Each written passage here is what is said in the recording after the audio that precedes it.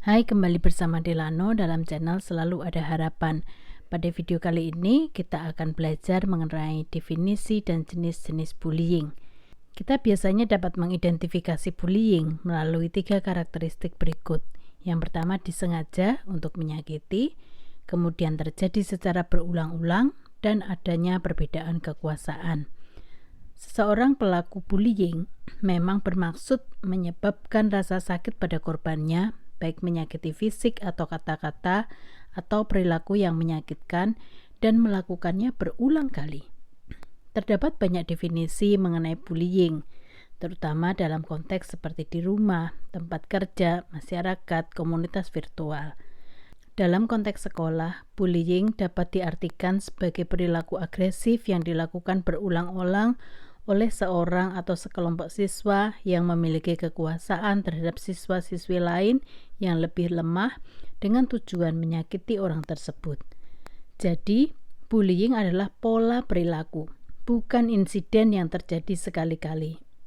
Anak-anak yang melakukan bullying biasanya berasal dari status sosial atau posisi kekuasaan yang lebih tinggi, seperti anak-anak yang lebih besar, lebih kuat, atau dianggap populer, sehingga dapat menyalahgunakan posisinya.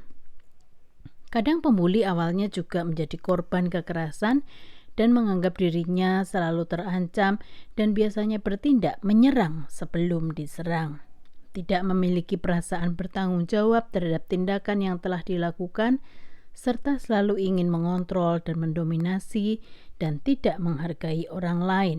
Mereka melakukan bullying sebagai bentuk balas dendam.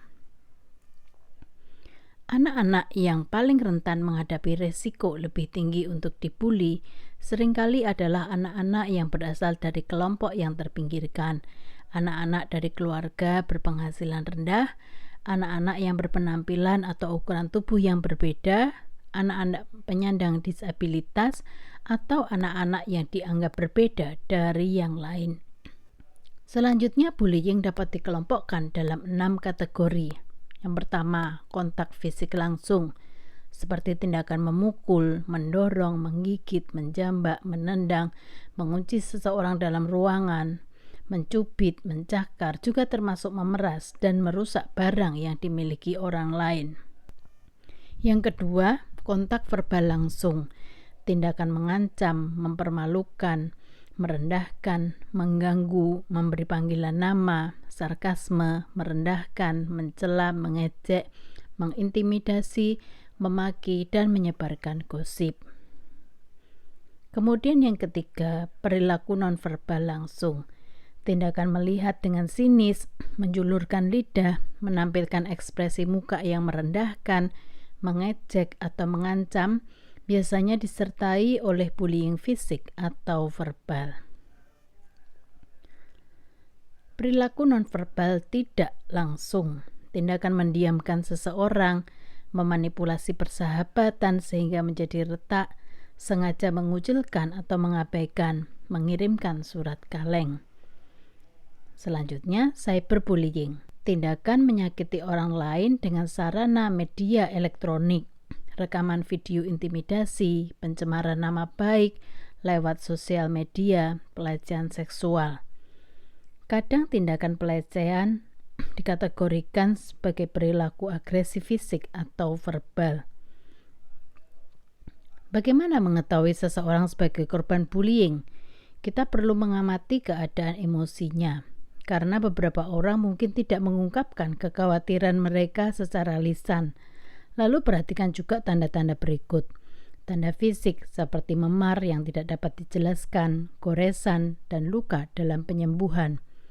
Takut pergi ke sekolah atau mengikuti acara sekolah. Menjadi cemas, gelisah, atau sangat waspada. Cenderung menghindari situasi sosial. Pakaian, alat elektronik, atau barang-barang pribadi lainnya hilang atau rusak. Seringkali meminta uang untuk alasan yang mungkin kurang jelas atau mencurigakan.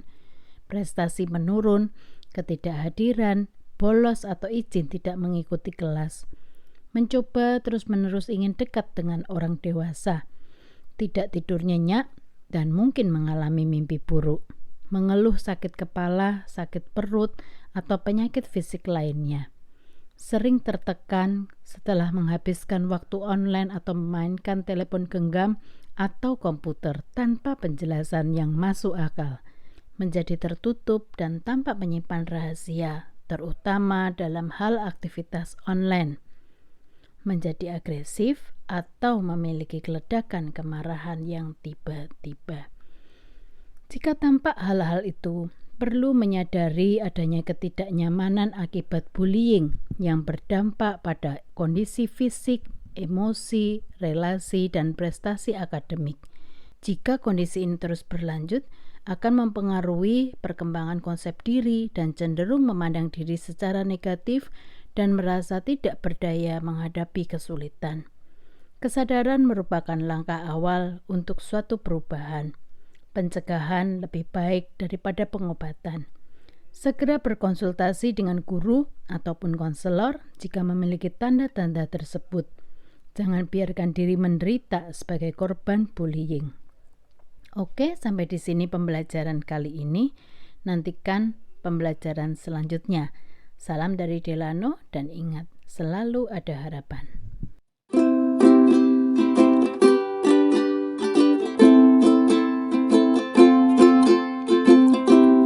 There's a hope in every single thing you do. There's a hope in every single thing I do.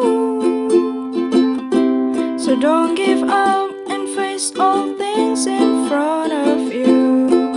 Just pray and do your best in every single thing you do. Even if you face the stormy cloud and you feel sad, lonely and down, just remember that you're not alone. There's a hope in every single thing you do. There's a hope in every single things I do. So don't give up and face all things in front of you. Just pray and do your best in every single things you do.